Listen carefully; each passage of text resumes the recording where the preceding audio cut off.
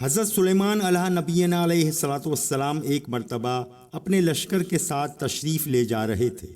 پرندے ان پر سائے کیے ہوئے تھے اور جن و انس دائیں اور بائیں چل رہے تھے۔ ایک عبادت گزار عابد پر سے گزر ہوا۔ اس نے عرض کیا کہ اللہ تعالیٰ شانو نے بہت بڑی سلطنت آپ کو عطا کر رکھی ہے کہ جن و انس چرند پرند سب پر آپ کی حکومت ہے۔ حضرت سلیمان علیہ نبینا علیہ الصلاۃ والسلام نے فرمایا کہ مسلمان کے اعمال نامے میں ایک مرتبہ سبحان اللہ سلیمان کے سارے ملک سے زیادہ افضل ہے، اس لیے کہ یہ ساری سلطنت بہت جلد ختم ہو جائے گی اور سبحان اللہ کا ثواب ہمیشہ ہمیشہ باقی رہنے والا ہے۔ ایک حدیث میں حضور نبی کریم صلی اللہ علیہ وسلم ارشاد فرماتے ہیں کہ دنیا ظاہری اعتبار سے میٹھی اور سرسبز ہے، اور حق تعالی شانو نے تم کو اس میں اپنے اسلاف کا جانشین اس لیے بنایا ہے تاکہ یہ وہ دیکھے کہ تم اس میں کیا عمل کرتے ہو۔ بنی اسرائیل پہ جب دنیا کی فتوحات ہونے لگیں تو وہ اس کے زیب و زینت اور عورتوں اور زیوروں کے چکر میں پڑ گئے۔ حضرت عیسیٰ علیہ السلام کا ارشاد ہے کہ دنیا کو اپنا سردار نہ بناؤ، وہ تمہیں اپنا غلام بنائے گی۔ اپنا خزانہ ایسی پاک ذات کے پاس محفوظ کر دو جہاں ضائع ہونے کا اندیشہ نہیں ہے۔ دنیا کے خزانوں میں اضاعت کا اندیشہ ہر وقت ہے، اور اللہ تعالیٰ شانوں کے خزانوں پر کوئی آفت نہیں آتی۔ حضرت ابراہیم علیہ نبینا علیہ الصلاۃ والسلام کے صحیفے میں ہے کہ اے دنیا تو کس قدر ذلیل ہے ان نیک بندوں کی نگاہ میں جن کے لیے تو اپنے آپ کو آراستہ کرتی ہے۔ میں نے ان کے دلوں میں تیری عداوت ڈال دی ہے اور تیرے سے اعراض ان میں پیدا کر دیا ہے۔ میں نے کوئی مخلوق تجھ سے زیادہ ذلیل پیدا نہیں کی۔ تیری ساری رفعت نہایت ناچیز ہے اور ختم ہو جانے والی ہے۔ میں نے تیرے متعلق تیری پیدائش کے دن یہ فیصلہ کر دیا تھا کہ نہ تو ہمیشہ کسی کے پاس رہے گی اور نہ تیرے ساتھ ہمیشہ کوئی رہے گا، چاہے تیرا مالک کتنا ہی تیرے ساتھ بخل کرے۔ مبارک ہیں وہ نیک بندے جو دل سے راضی بر رضا رہنے کی مجھے اطلاع دیتے ہیں اور اپنے ضمیر سے سچائی اور پختگی کی مجھے خبر دیتے ہیں۔ ان کے لیے سرسبزی ہے، جب وہ اپنی قبروں سے اٹھ کر میرے پاس آئیں گے تو میرے پاس ان کے لیے ایک نور ہے جو اس وقت ان کے سامنے ہوگا، اور فرشتے دائیں بائیں جانب ہوں گے، حتیٰ کہ میں ان کی ان سب امیدوں کو پورا کر دوں جو انہوں نے میرے ساتھ باندھ رکھی ہیں۔ نبی علیہ الصلاۃ والسلام کا ارشاد ہے کہ بعض لوگ قیامت کے دن اتنے زیادہ اعمال لے کر آئیں گے جیسا کہ ملک عرب کے پہاڑ، لیکن وہ جہنم میں ڈال دیے جائیں گے۔ کسی نے پوچھا یا رسول اللہ کیا یہ لوگ نمازی نہ ہوں گے؟ حضور نے فرمایا نمازی بھی ہوں گے، روزہ دار بھی ہوں گے، بلکہ تہجد گزار بھی ہوں گے، لیکن جب دنیا کی کوئی چیز دولت عزت وغیرہ ان کے سامنے آ جائے تو ایک دم اس پر کود پڑتے ہیں، جائز ناجائز کی بھی پرواہ نہیں کرتے۔ حضرت عیسیٰ علیہ الصلاۃ والسلام کا ارشاد ہے کہ دنیا کی خباثت کے آثار میں سے یہ بات بھی ہے کہ اس میں اللہ تعالیٰ کی نافرمانی کی جاتی ہے، اور اس کی خباثت کی علامات میں سے یہ بھی ہے کہ آخرت اس کو چھوڑے بغیر نہیں ملتی۔ یہ بات اچھی طرح سمجھ لو کہ دنیا کی محبت ہر خطا کی جڑ ہے، اور تھوڑی دیر کی خواہش بہت طویل زمانے کی رنج و عذاب کا ذریعہ بن جاتی ہے۔ ان کا یہ بھی ارشاد ہے کہ دنیا بعضوں کی طالب ہوتی ہے، بعضوں کی مطلوب ہوتی ہے۔ جو آخرت کے طالب ہیں ان کو تو یہ خود طالب ہوتی ہے کہ جھک مار کے ان کی روزی ان کو پہنچاتی ہے، اور جو اس کی طلب میں لگ جاتے ہیں آخرت ان کو خود طلب نہیں کرتی، حتیٰ کہ موت آ کر ان کی گردن دبا لیتی ہے۔ ایک اور جگہ حضور اکرم صلی اللہ علیہ وآلہ وسلم کا ارشاد ہے کہ دنیا سے بچتے رہو، یہ ہاروت و ماروت سے بھی زیادہ جادو کرنے والی ہے۔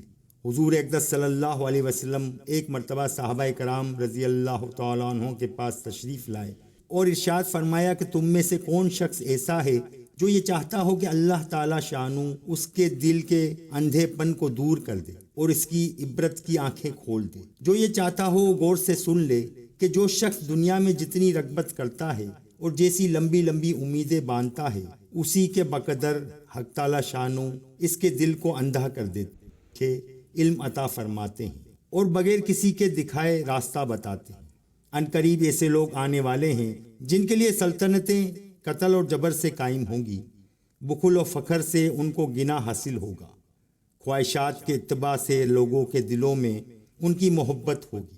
تم میں سے جو شخص ایسا زمانے کو پائے اور اس وقت فقر پر صبر کرے حالانکہ وہ غنی ہو سکتا ہے، وہ لوگوں کی دشمنی کو برداشت کرے حالانکہ وہ ان کی خواہشات کے تابع ہو کر ان کے دلوں میں محبت پیدا کر سکتا ہے، وہ ذلت پر قناعت کرے، حالانکہ وہ لوگوں کی موافقت کرے عزت پا سکتا ہے، لیکن وہ شخص ان چیزوں کو صرف اللہ تعالیٰ کے لیے برداشت کرتا ہے تو اس کو 50 صدیقین کا ثواب ہوگا۔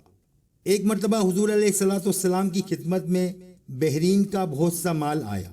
اہل ضرورت انصاری صحابہ رضی اللہ تعالیٰ عنہ نے جب یہ خبر سنی تو کثرت سے صبح کی نماز میں حضور کی خدمت میں حاضر ہوئے۔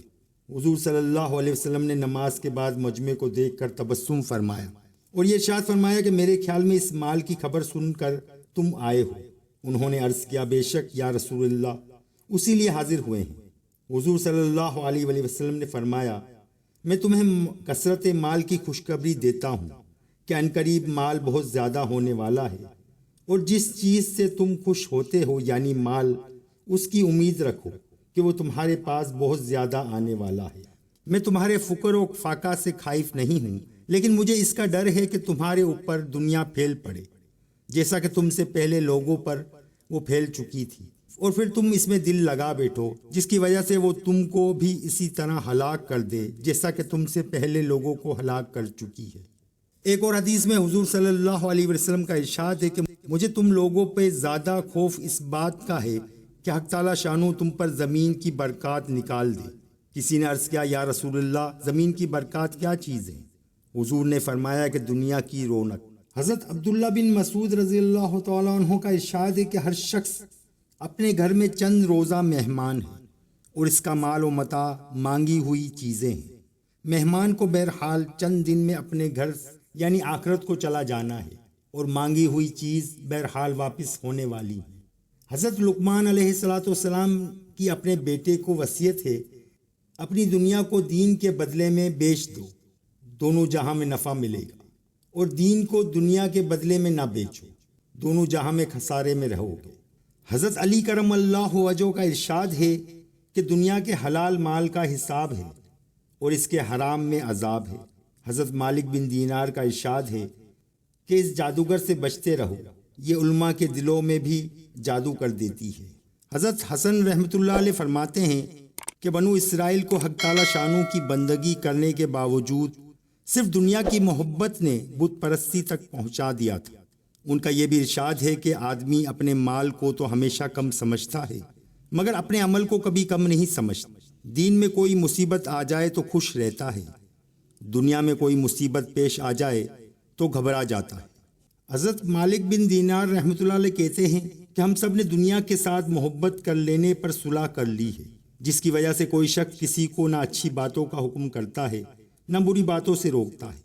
حق تعالیٰ شانو اس حال میں ہمیں ہمیشہ چھوڑے رکھیں گے، یہ ہرگز نہیں ہو سکتا۔ نامعلوم کس وقت کیا عذاب ہم پر نازل ہو جائے۔ حضرت حسن رحمۃ اللہ علیہ کا ارشاد ہے کہ حق تعالیٰ شانو جس بندے کے ساتھ بھلائی کا ارادہ فرماتے ہیں اس کو تھوڑی سی دنیا مرحمت فرما کر روک لیتے ہیں، جب وہ مال اس کے پاس ختم ہو جاتا ہے تو پھر تھوڑا سا اور دے دیتے ہیں، اور جو شخص اللہ تعالیٰ کے نزدیک ذلیل ہوتا ہے اس پر دنیا کو پھیلا دیتے ہیں۔ ایک بزرگ کی دعا کے الفاظ ہیں، اے وہ پاک ذات جو اس پر قادر ہے کہ آسمان کو زمین پر گرنے سے روک دے، دنیا کو میرے پاس آنے سے روک۔ عبداللہ بن مبارک رحمۃ اللہ علیہ فرماتے ہیں کہ دنیا کی محبت نے اور گناہوں نے دلوں کو وحشی بنا رکھا ہے، اس لیے خیر کی بات دلوں تک پہنچتی نہیں، یعنی اثر نہیں کرتی۔ حضرت امام شافعی رحمۃ اللہ علیہ نے اپنے ایک دینی بھائی کو نصیحت فرمائی کہ دنیا ایسا کیچڑ ہے جس میں پاؤں پھسل جاتے ہیں، لہٰذا بچ کر قدم رکھنا چاہیے اور پاؤں کی لرزش سے ہر وقت ڈرتے رہنا چاہیے۔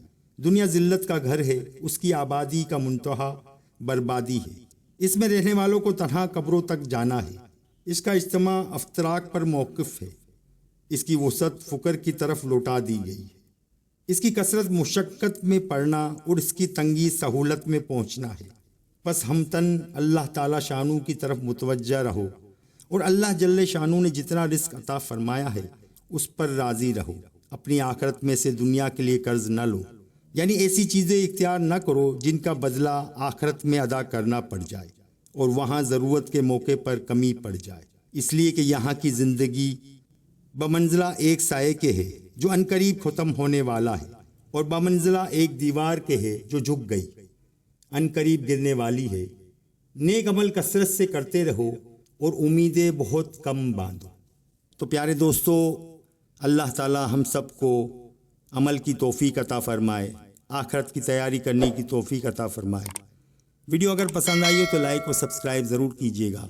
انشاءاللہ تعالی پھر ملیں گے نیکسٹ ویڈیو میں۔ اللہ حافظ۔